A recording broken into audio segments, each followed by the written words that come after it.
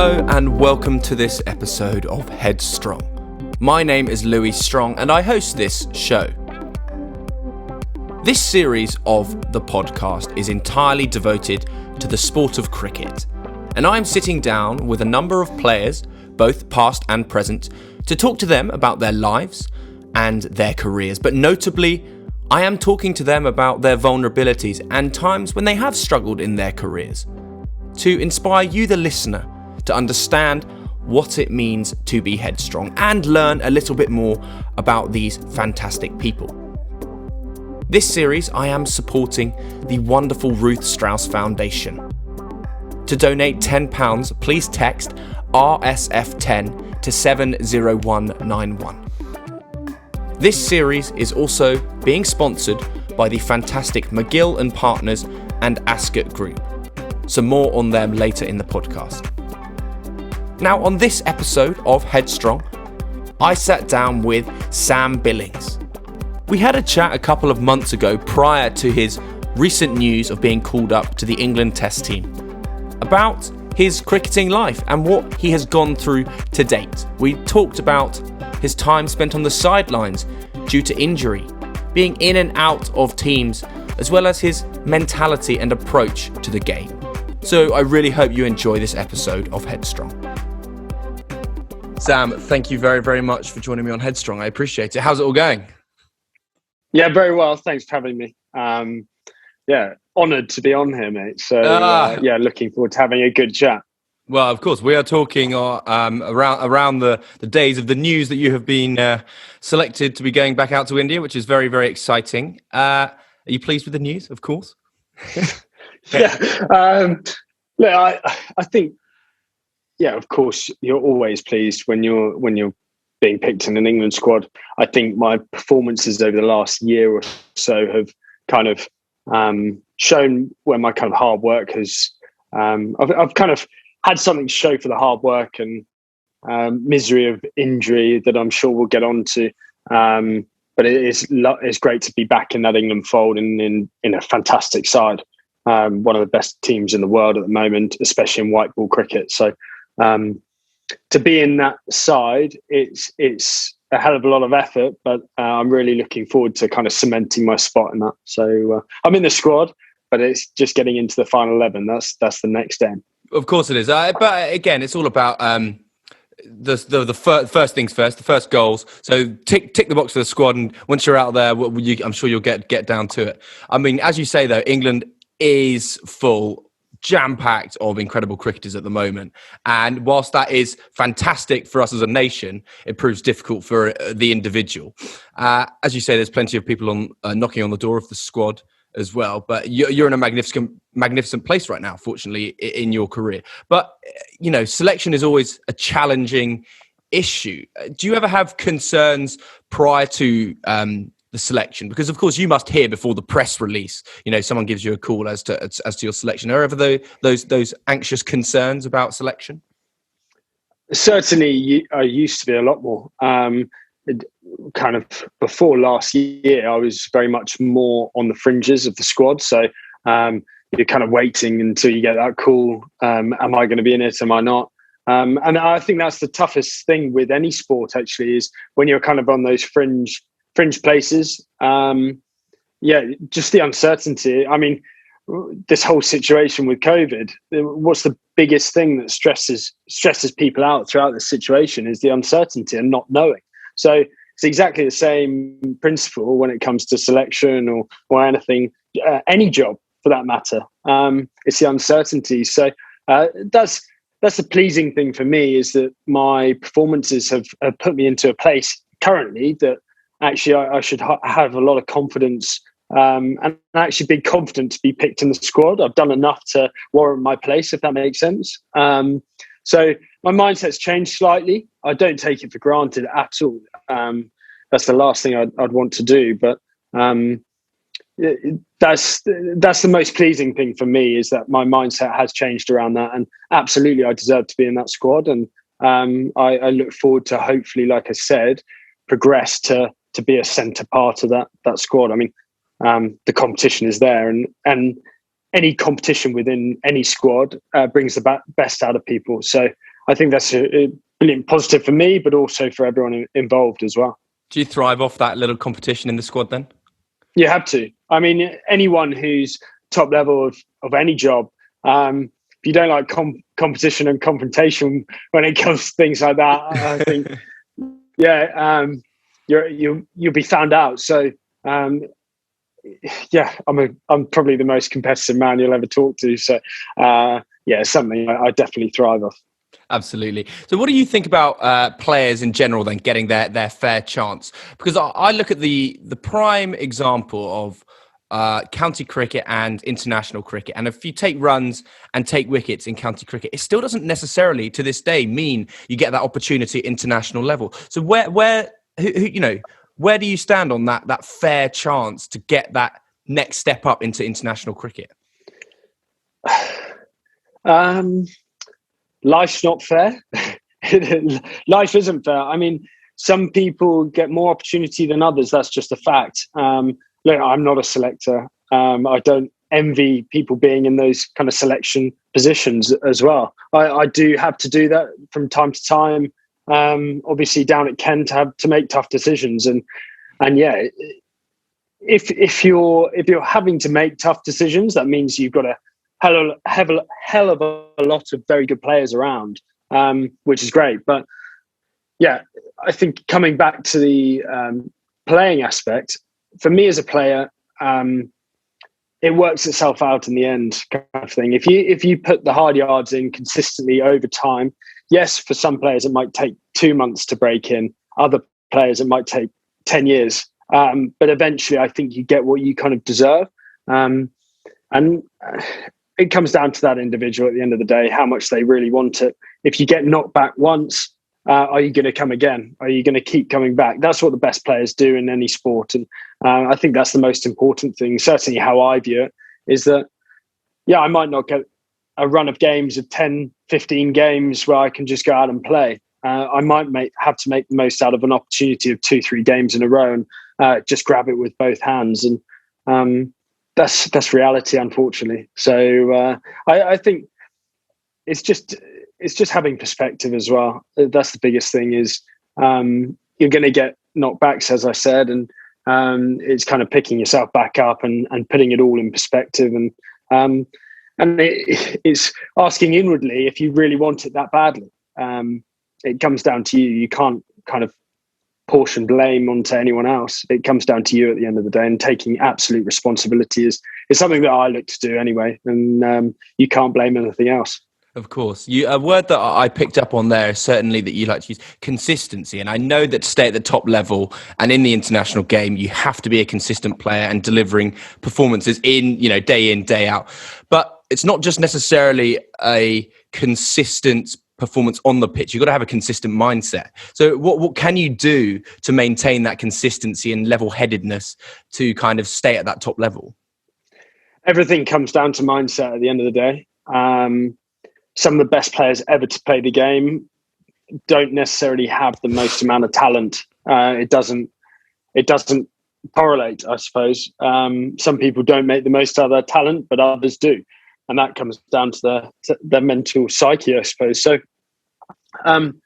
it's something that I have invested in away from cricket quite consistently over the last certainly 5-6 years.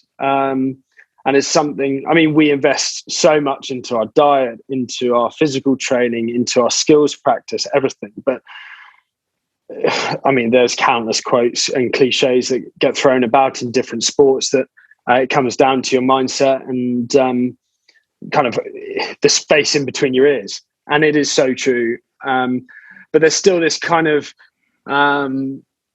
this thought process or this taboo, I suppose, around athletes investing in their mental well-being. I think it is changing, which is great, as you can attest to better than anyone. But I think it has to change because the game is played in between your head.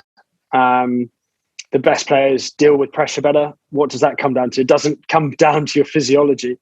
It comes down to, like I said, your mindset. So for me, I find it incredibly interesting and something that I've, like I said, invested in time and energy into it. in terms of self-awareness and various other things as well. I mean, you're an incredibly ambitious individual, Sam, and I want to talk to you about Test cricket itself as well, because I know that this is now another aim of yours. How do you approach being a white ball cricketer and wanting to get into a Test squad? What's your approach to that? Both playing wise, but also mentally as well. How do you approach that with that as an aim, or is that just one of your many aims? Because of course you just want to be the best player you can possibly be, but your aim is also to be in one of these teams. So what's your approach to that? Yeah, it's a really good question, because I think that's one of the biggest challenges for young players. Well, I say young, I'm not very young anymore, unfortunately. But I think any cricketer nowadays, there's so many different options in terms of cricket around the world. We look at the IPL, we look at various franchise tournaments. I mean, there's more cricket on the TV than football at the moment, which is great to see. But so for me, look, I've looked at it from various different aspects: short term, medium term, long term. After my injury about 18 months ago, the only cricket really I played that year, I played a handful of 2020 games, but was 4-day cricket, and actually did really well towards the end of the season. Scored 300s in a row. And for me, that was a turning point in my own head, that actually I could have the game to step up and play Test cricket and kind of have that ambition. Obviously, you always want to, but before you actually do it, to kind of prove to yourself more than anyone else that you might have the capability. That, like I said, that was a big turning point for me against Nottinghamshire, and Ravi Ashwin was playing for them, and then I scored 2 in a game at Yorkshire at Headingley against Yorkshire, which was very pleasing because everyone likes beating Yorkshire. But like you said, that proved to me that I could have the game to kick on and play Test cricket. But then on the flip side of that, I'm involved obviously in the white ball squads. And moving forward, there's a 2020 World Cup at the end of this year. So I think that's where, as a player, you have to prioritise certain things. For me, at the moment, my focus is on playing in the 2020 World Cup and being involved as much as I can in that white ball format. If that means that I have to sacrifice a bit of red ball cricket for Kent along the way to get into a World Cup, then that's the decision I've made. And whether people agree with it or not, that's the decision that I feel is the best chance for me playing for England, certainly in the next 12 months. I missed out on a home World Cup. We obviously won. And look, for me, I want to make up for lost time and be involved in that. So, yeah, that's how you've got to look at it, is prioritize different things. And over time, after the 2020 World Cup, we'll see where things lie. And actually, yeah, I might switch my focus to looking at really prioritizing red ball cricket and so forth. So it's a really difficult one. There's no right or wrong answer. No. I think that's the key thing now. I think the perception's changed, or it is certainly changing, that of course Test cricket is the ultimate. It always has been. But actually, there's no wrong answer in a young player, say 19 or 21-year-old Tom Banton.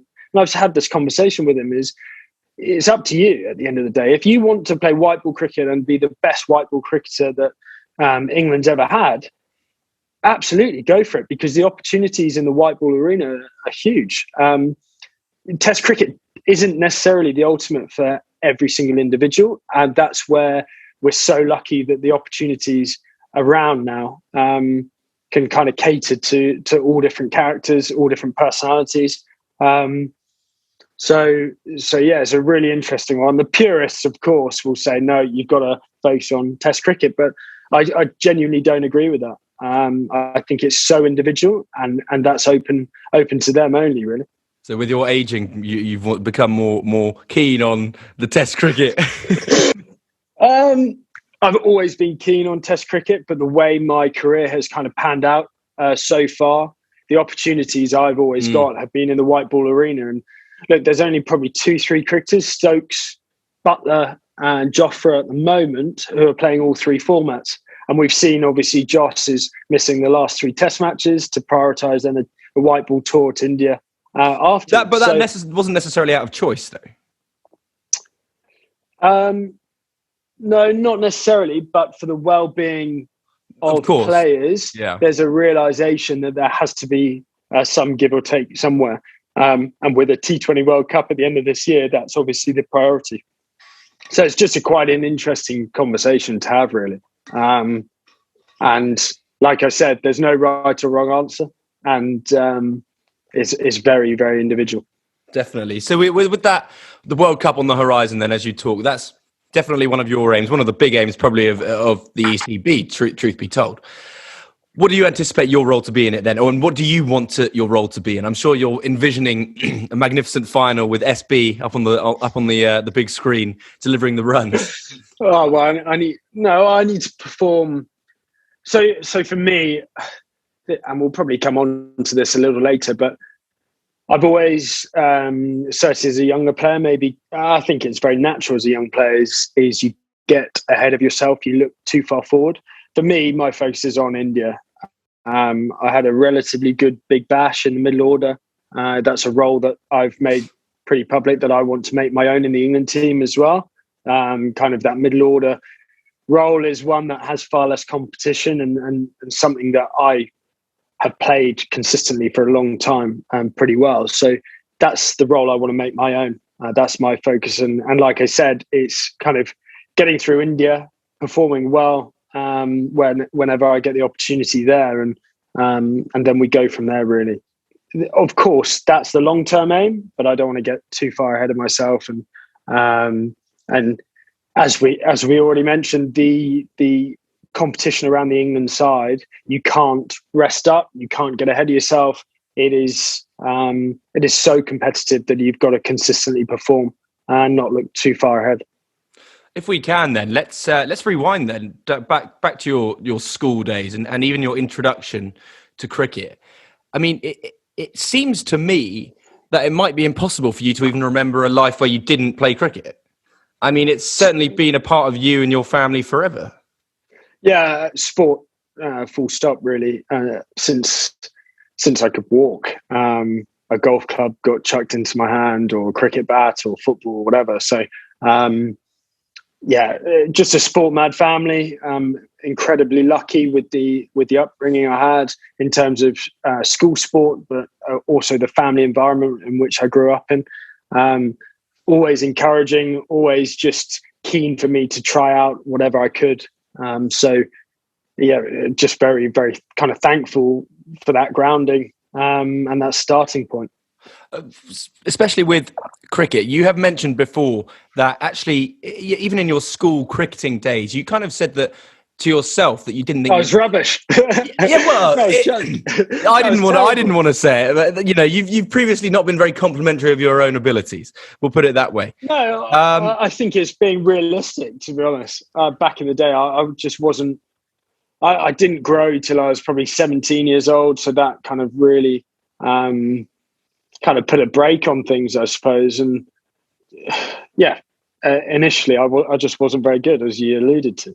But what I was saying was, though, but you were in some great performance development teams in the under-16s and under-18s. So what I really wanted to ask you was this actually ability, or did this come back down to self-doubt? Because you were in the right teams and certainly in the right places and the right dressing rooms, but was it actually yourself, doubting your own abilities? Because you seem to be playing it down when actually other people were believing in you.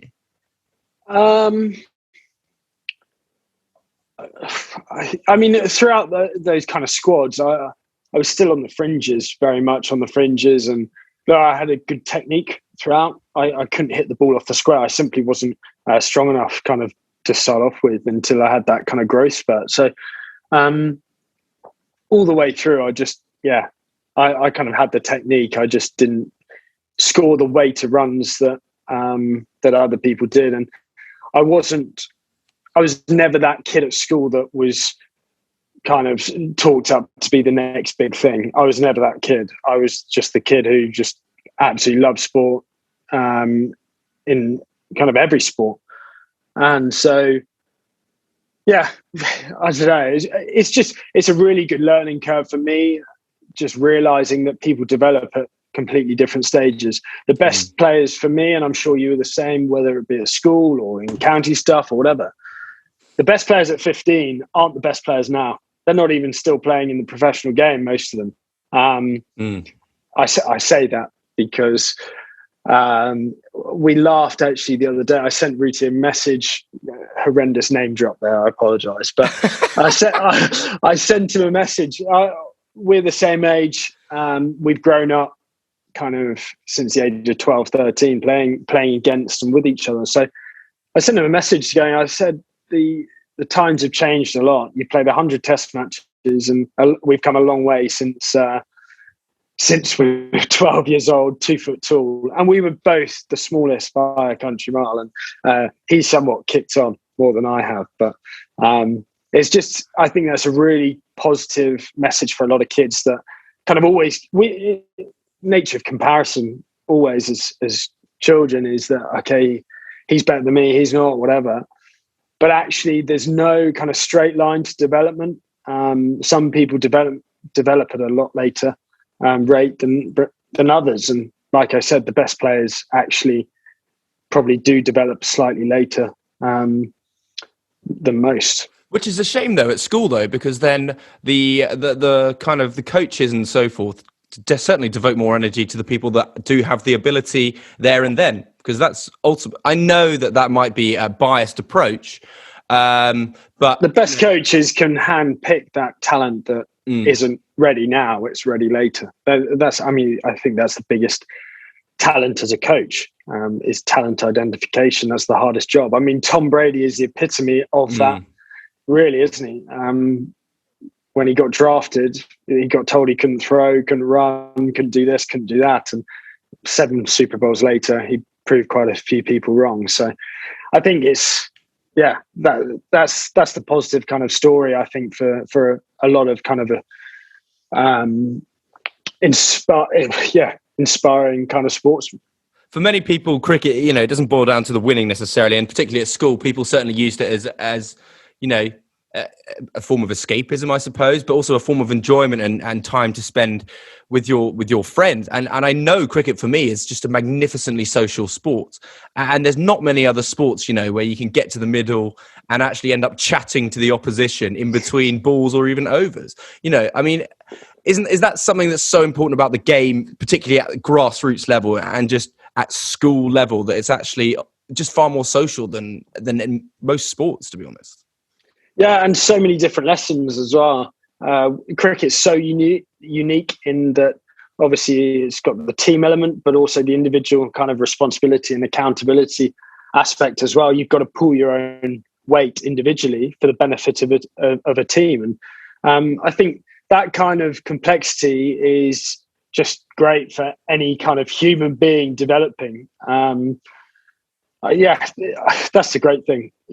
We've all made some unbelievably good friends throughout school, and not necessarily kicked on with their cricket, but through cricket and club cricket, the friendships you can make are phenomenal. And that even extends further to even guys in my position right now, is that we played in all different teams around the world, and we've got friends all around the world now. And it's an incredible opportunity. And very grateful for that I can call a lot of people friends in different countries all around the world, just purely down to cricket. This series is brought to you by 2 magnificent sponsors, Ascot Group and McGill and Partners. Ascot Group is a global specialty insurance and reinsurance group with a record of underwriting excellence and superior claims service. Founded in 2001, the company provides a broad range of property and casualty solutions to customers worldwide through its platforms in London, Bermuda, and the United States. Ascot is a long-standing supporter of charities with a link to sport, including ongoing sponsorship of the Great Britain Wheelchair Rugby Club. With a recent increase in mental health awareness, the company is particularly proud to support Headstrong Season 5 and Innings with, which focuses on the psychological well-being challenges that arise from professional sport. McGill and Partners is a boutique insurance broker helping corporate clients find specialist solutions for their most challenging and complex risks.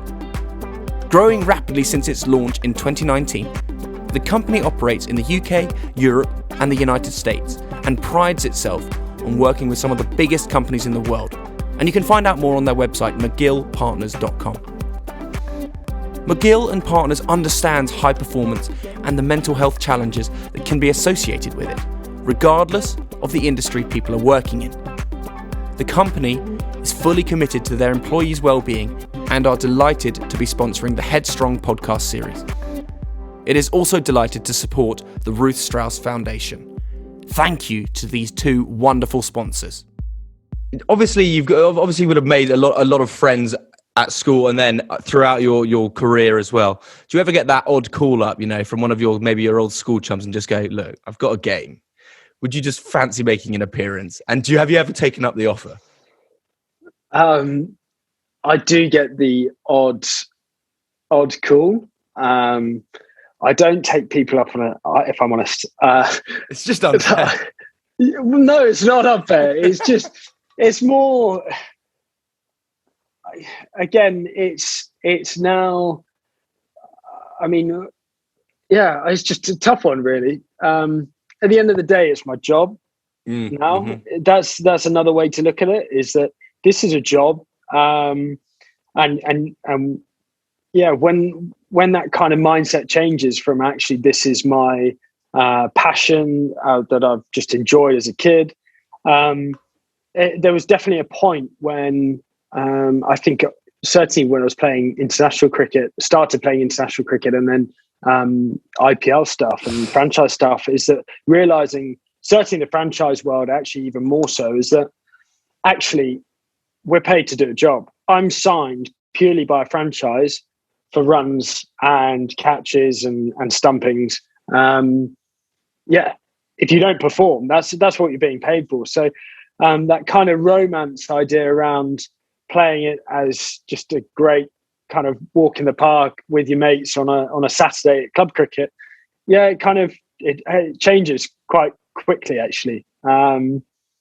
Which is a really good thing if you learn how to kind of have that perspective as well when it doesn't go too well, or if it does go well, it's kind of just taking a step back and not making it the be all and end all as well. So when did cricket seem like the realistic option to pursue as a job and a career? The day when you could go, right, this really is going to go from hobby to career. And I know that it's not necessarily a flick of a switch and it is progressive steps. But was there a moment when you realised that this is the opportunity that I need to take and seize and pursue this as a career? I always believed I would play professional sport, whether it be cricket or something else. That was something that from the age of kind of 12, 13, I remember saying to my parents, I was like, all I want to do is play sport. I want to play this for a living. That's all I want to do. And mum and dad were incredibly supportive with that. And they said, right, well, if you want to do that, you've got to put the work in. No one else is going to do that for you. And it's not just going to get given to you on a plate. And from day one, having that kind of, certainly from my dad, that really solid advice and saying, right, well, you've got to put the work in, and every now and then just giving a nudge when you need it is so key, certainly in those kind of early years. So it wasn't just cricket. It was something. I kind of looked at various different sports. I played every sport that I could. And then cricket, I realized probably around 14, 15 that actually, this is what I want to pursue, and this is my number one kind of thing. Actually, that kind of decision, now I think about it, that decision got taken away from me, really.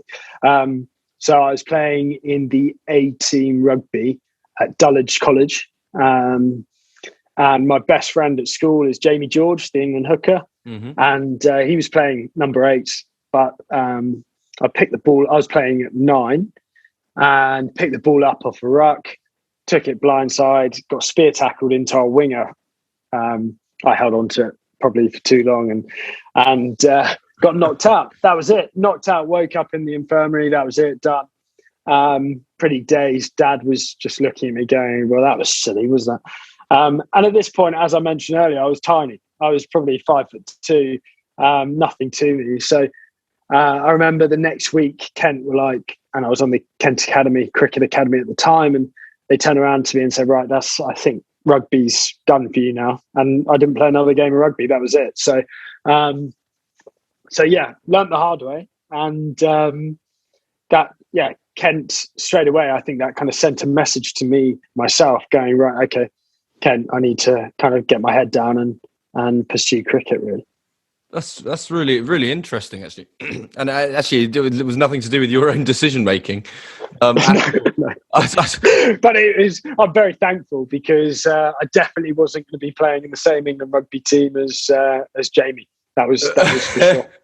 Well, fortunately, you did pursue cricket because you have now had and still are having a magnificent career, both international and domestic. Captain of Kent, of course, magnificent. You've had many performances in an England shirt and many more to come, hopefully with a T20 World Cup win this year. And of course, you played in many of the biggest leagues in the world. But where is your favourite place to play cricket then? Because, a lot of the people that I do ask that to, they go, actually, do you know what? My favourite place was my school cricket ground. I know there are some amazing grounds that you've probably played on, but where is your favourite place to play cricket?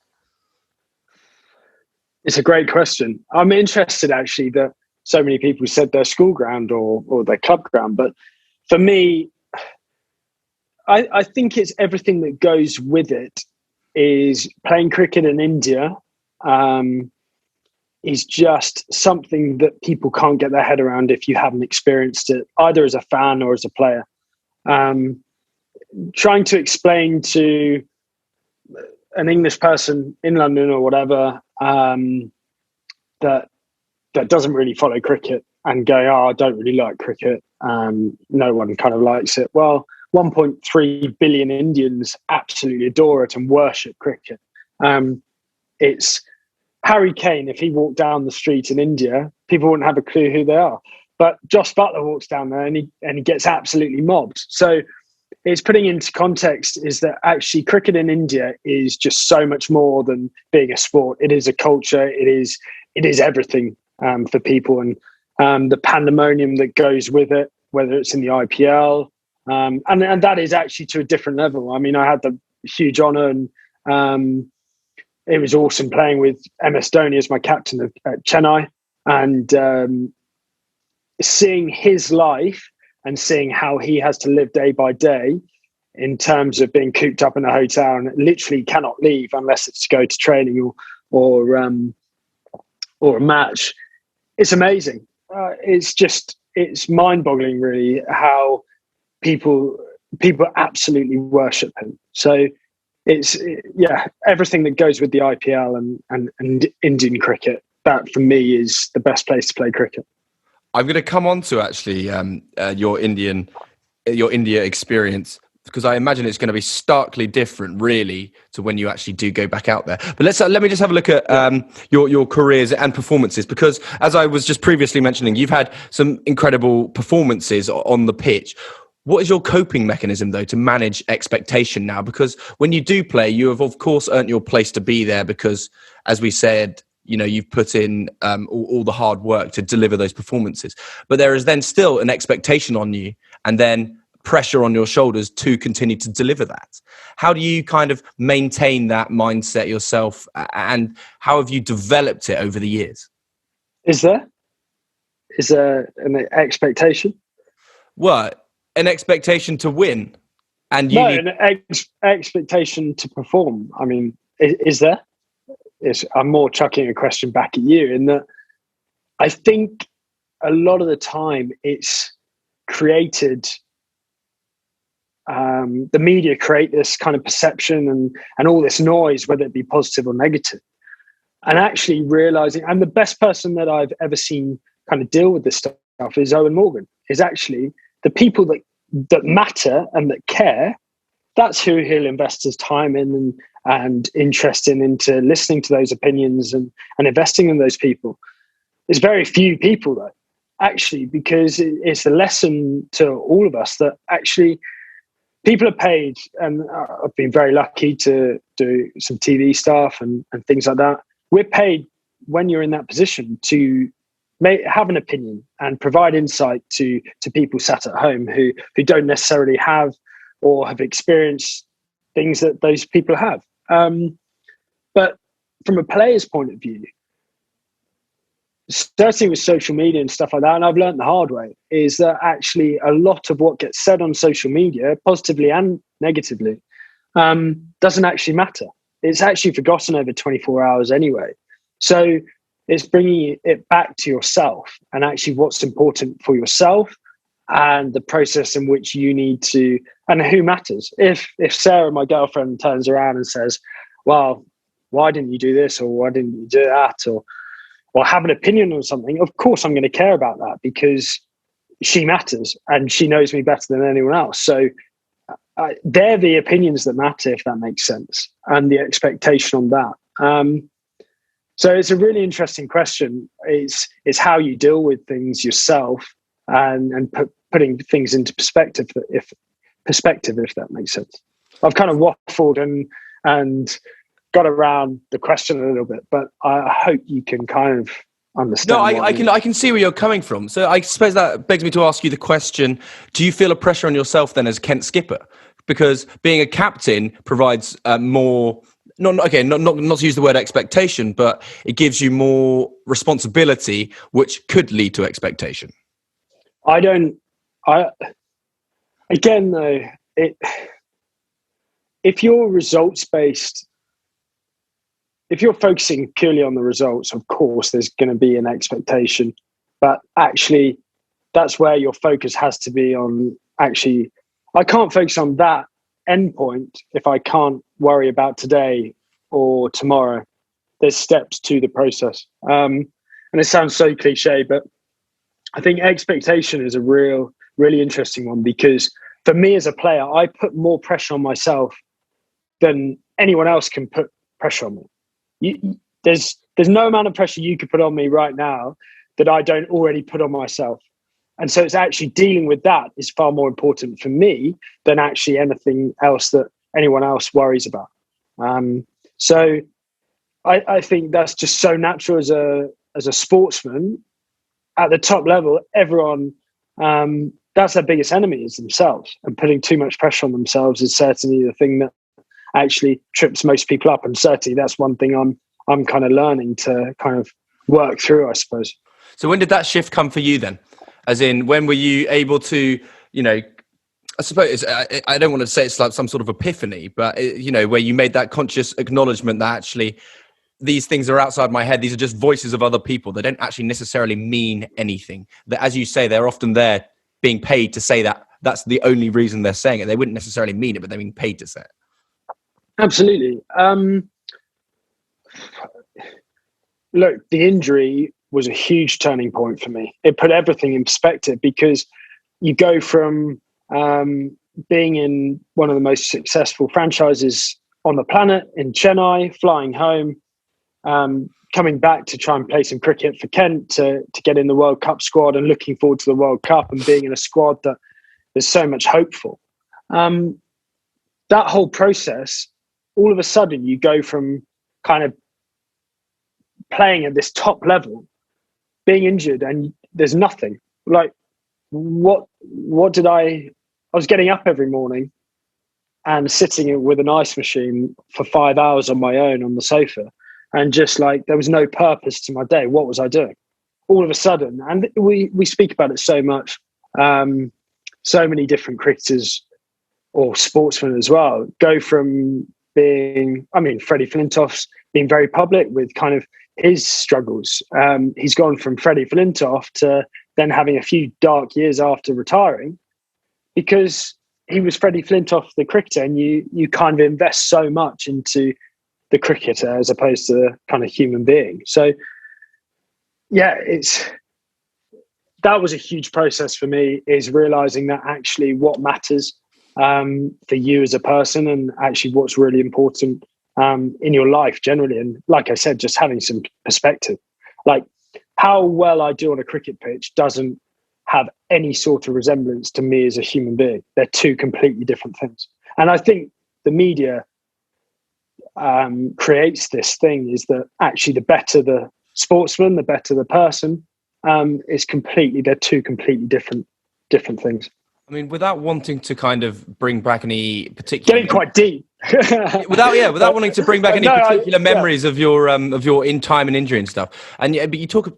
I know that you spent a lot of time in rehab and getting back to full playing health. But can you remember your worst day? There was quite a few, if I'm honest, and it was the best experience that I've had as a bloke, but also as a cricketer as well. Because again, it's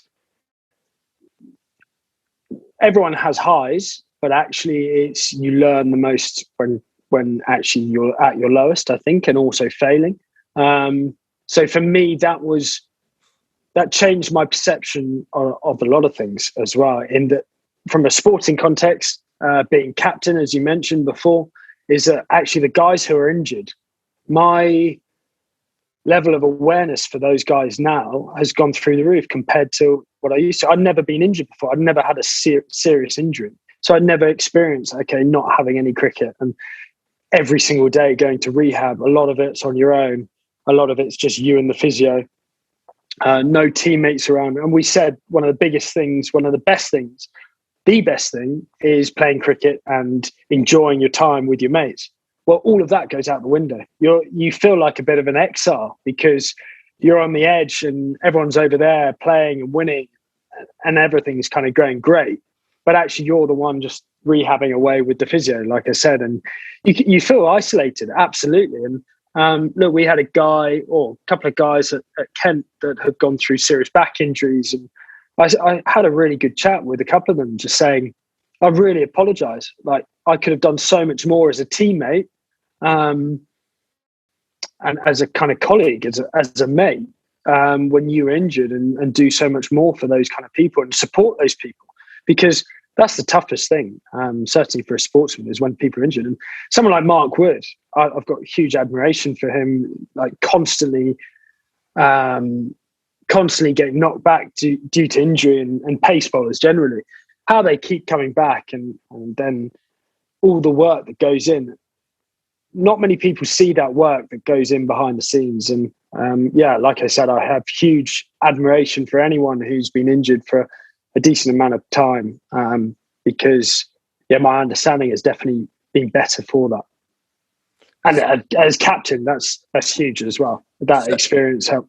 So now that you are captain at Kent, then, and have been for a number of years, do you feel then, having gone through it yourself, you now feel a personal responsibility, not just an institutional responsibility from the Kent, the dressing room, but you now feel personally like you knew the struggles that you were going through, and you feel obliged now almost to reach out and lend that hand, because it's probably what you would have, I'm sure people were doing it to you, but just, almost not enough, to an extent that you do need that an ear to listen, or a shoulder to kind of lean on.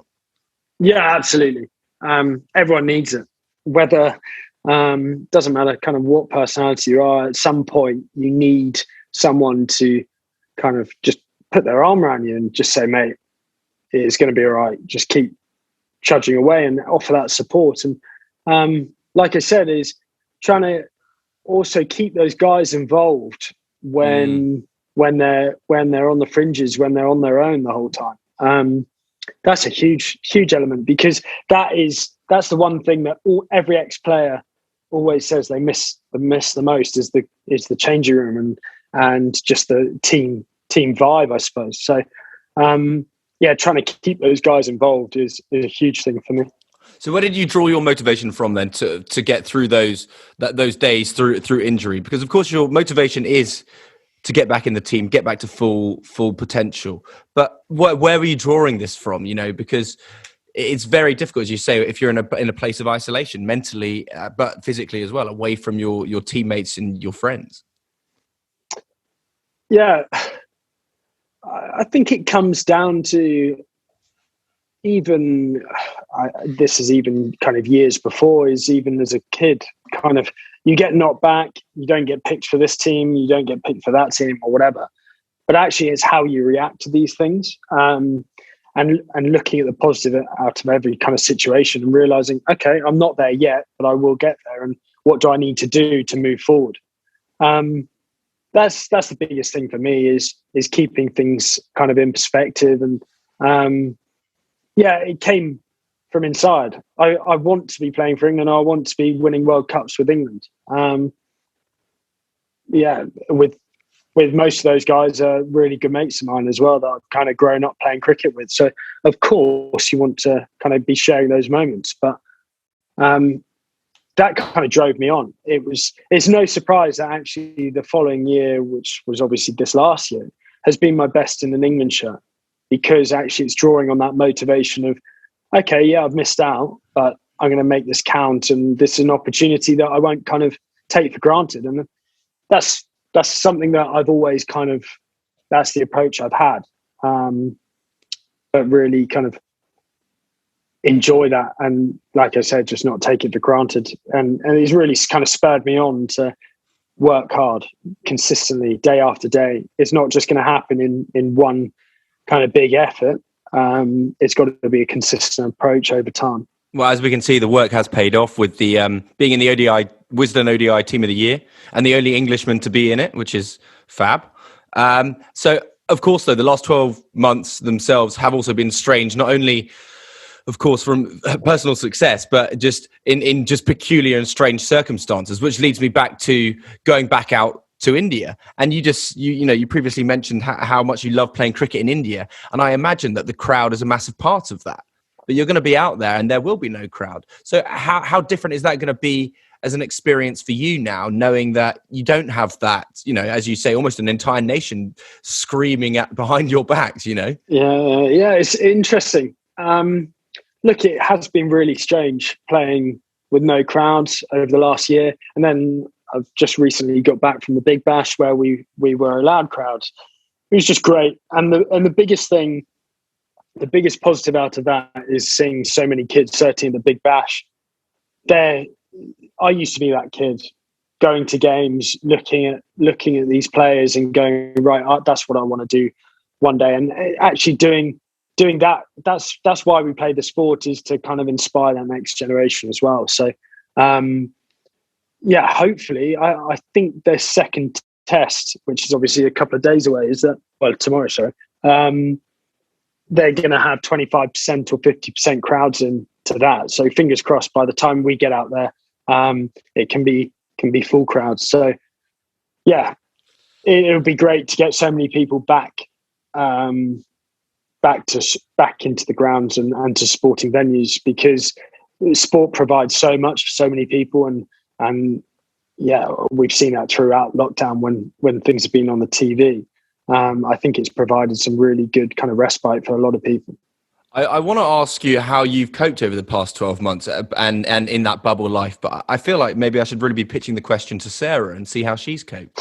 Yeah, absolutely. She's a hero. A little bit of background for her as well. I think this is one of the things that I'm incredibly lucky to be with her, actually, is that she got a tennis scholarship for university to LA. So, I mean, I don't play her tennis because it's embarrassing. Because you can't win. Oh, absolutely. It's infuriating. And I used to play decent level tennis, but geez, just embarrassing. Table tennis, I've got it covered, but real tennis, no chance. So I think for her, having that understanding, she's so supportive in that she understands that I've got to do it consistently day after day, and it has to be a priority. That is huge, to have that kind of support from your partner, and something I'm very thankful for.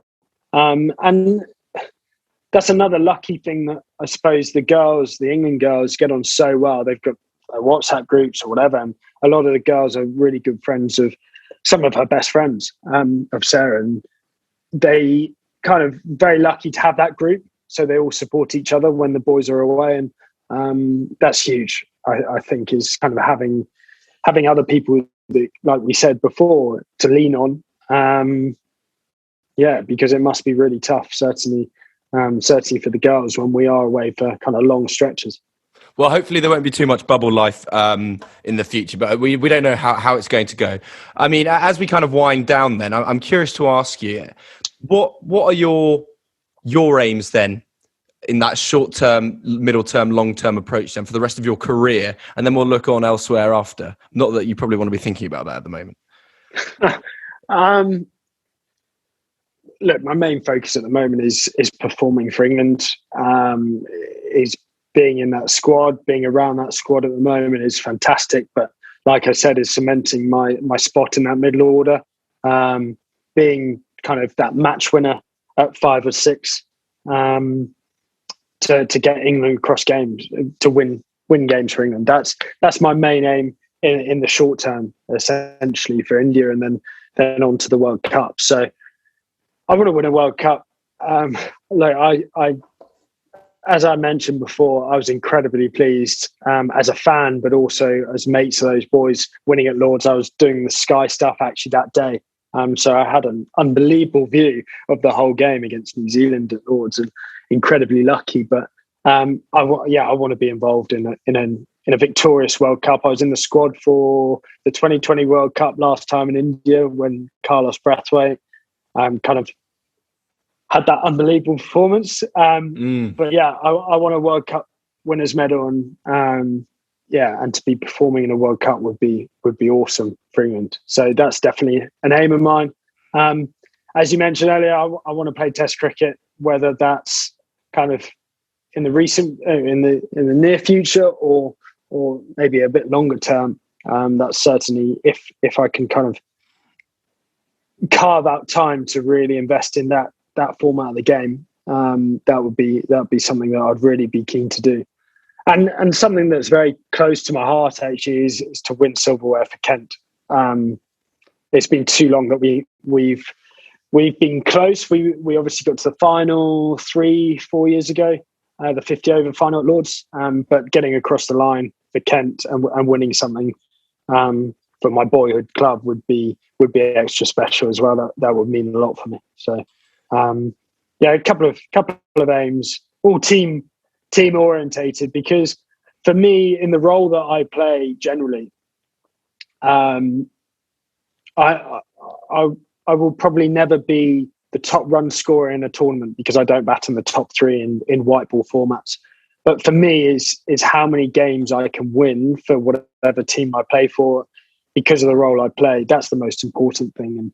And sometimes that's why numbers don't necessarily mean a lot to me. Of course, they mean you get judged on them, of course, but actually the role I play, a 15 off 4 balls or 5 balls, might make the difference in a game of cricket. And you're not going to be averaging 85 or 90 or whatever in a tournament, if that makes sense. So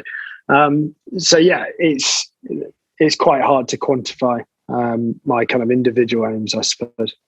Well, let's look at individual though, because it does boil down to life after cricket, and I suppose it always has to be a thought. Because as unfortunate is to say, a cricket player's career is finite, and so there's opportunities thereafter. What have you had any other thoughts? Of course, you said you've dabbled in broadcasting and those things, and clearly we like to talk, so that's always an option. Oh yeah, I chat absolute rubbish, don't I? So